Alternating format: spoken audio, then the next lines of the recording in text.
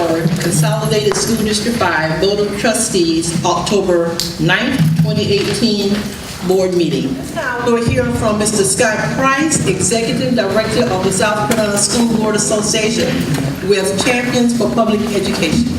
Thank you, Madam Chair, and Dr. Washington and members of the Orangeburg 5 Board. I want to thank you for this opportunity to be before you tonight to present this award on behalf of the South Carolina School Boards Association.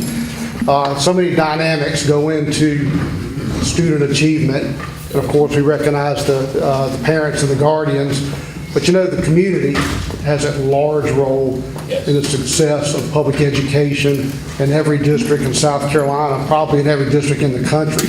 And without that support, you just don't have everything that you need for all students to achieve. And Madam Chair, if you'd join me at this time, I'd appreciate it.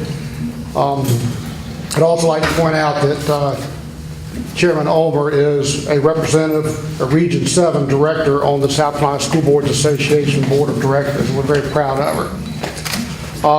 And Heather Bernardo, if you and Mr. Rask would come up here, I'd appreciate that. To Heather Bernardo, who's the Executive Director of the filling station, and to Mr. Chad Rask, who's the President of the filling station, on behalf of the South Carolina School Boards Association, I'd like to say thank you. Thank you very much.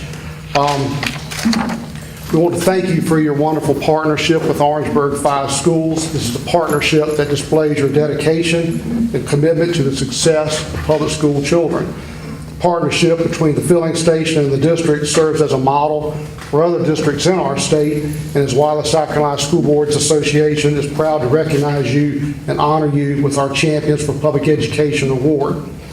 We present this award to businesses and nonprofits and organizations and individuals who are strong supporters of public schools and public education.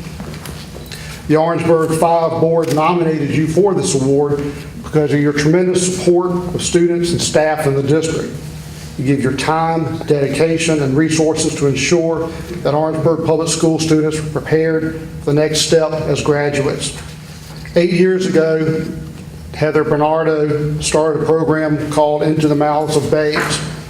Under the program, food was sent home with students on the weekend in backpacks of needy students every Friday to ensure that they had food to eat over the weekend. And by golly, that's a problem in every district in South Carolina. So yeah, this is something that we would like to see replicated in other districts and other communities. Seeing a greater need, it took steps to expand the program and met with Orangeburg District 5 in 2016 to talk about how the program could expand and serve children and serve the 14 other schools within the district. Pretty soon, the meeting of the minds occurred and the filling station was underway. Initially, the filling station served 53 children during its first week of operation. The next weekend, more than 100 children were served. In the following weeks, the number of volunteers and donations continued to grow until the program reached an astounding, sustaining level of 800 to 1,000 students being fed and served every weekend. As the filling station grew and matured as an organization, Mrs. Bernardo recruited a volunteer board of directors to provide oversight and create a greater presence within the Orangeburg community. Since its creation, the filling station have received monetary donations in excess of $125,000, not through district funds, but through donations, and in-kind donations of food items from many local organizations. Volunteers at the filling stations come from all segments of the community, including churches, colleges, high school students, and many others. Thanks to the extraordinary efforts of Mrs. Bernardo and many volunteers, 1,000 students in Orangeburg 5 are now able to have one of their most basic needs met each week. On behalf of the South Carolina School Boards Association, I want you to know how much your efforts are appreciated. You are making a difference in the lives of county students, and thank you for being true champions of public education.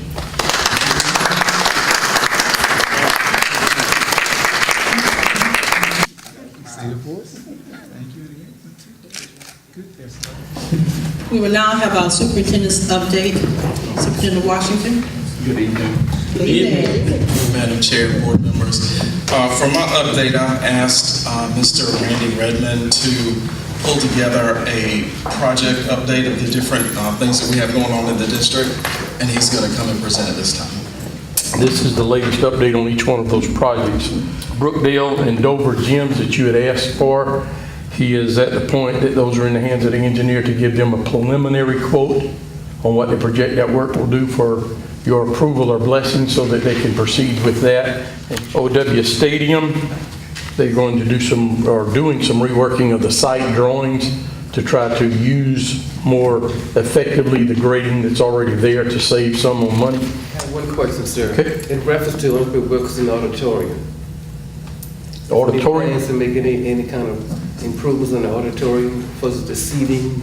I think that was part of that entire package, wasn't it? It's part of the, and so all that's still kind of in the drawing stages. I think part of that will do with how it works out with the athletic fields from what I understood and how far funds will go, but I know that was brought up to the architect in the initial meeting. Yes, sir. Are there any other questions for Mr. Redmond at this time? Okay. Thank you. Mr. Redmond. Madam Chair, fellow board members, considering we have one of our senior General Assembly members, I'm going to step aside and allow Senator John W. Matthews Jr. Let me, first of all, thank all of you for what you're doing for the educational system in our community. And certainly we know that the state cannot grow nor prosper unless we educate those kids to make them prepared. Certainly this district has been doing a good job of that. We recognize, and from a state perspective, that we are not keeping up with the trends and the changes in our community in terms of job requirements. And probably the number one issue for us in the General Center this year will be for the lack of skills that we have in the state to meet the needs of our new companies and new manufacturing process. And that skill gap is not closing. It seems to be getting a little bit wider. We got one more plan for teachers that we're trying to do. Some of us are working on looking at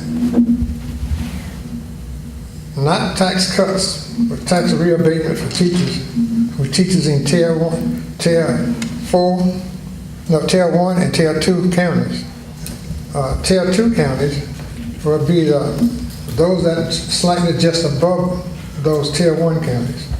Our goal is to try to give refundable tax credits to teachers who teach in Tier 1, and Tier 2 counties.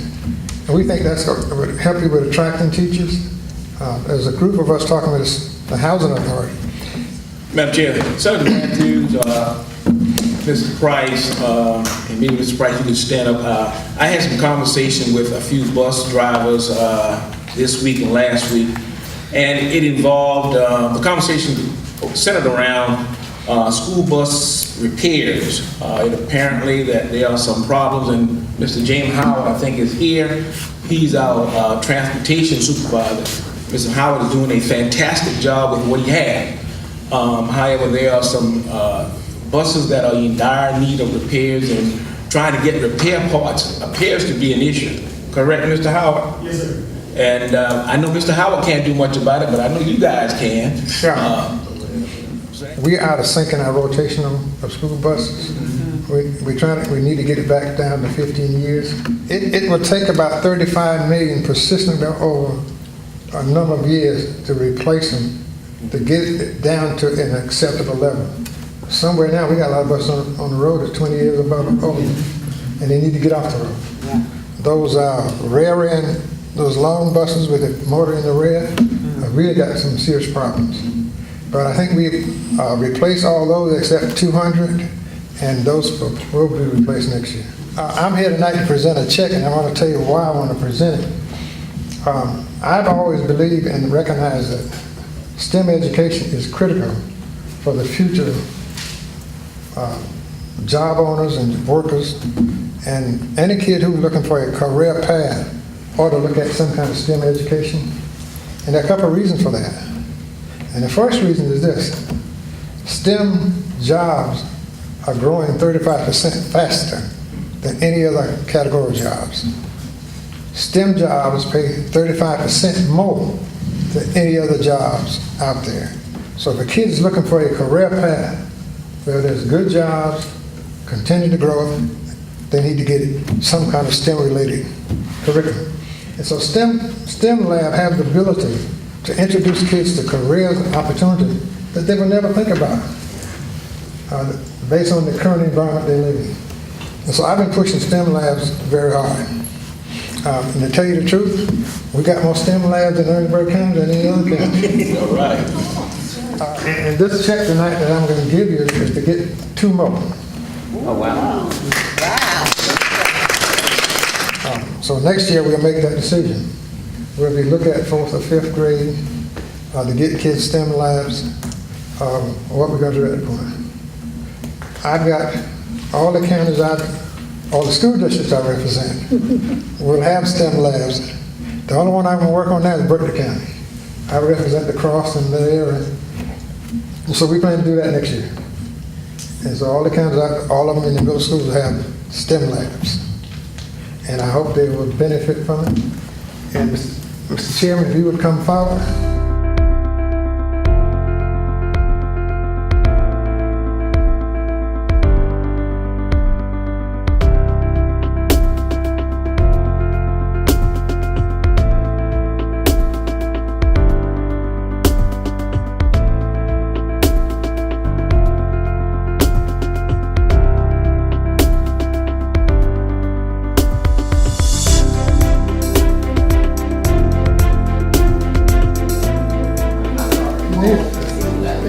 Thank you very much.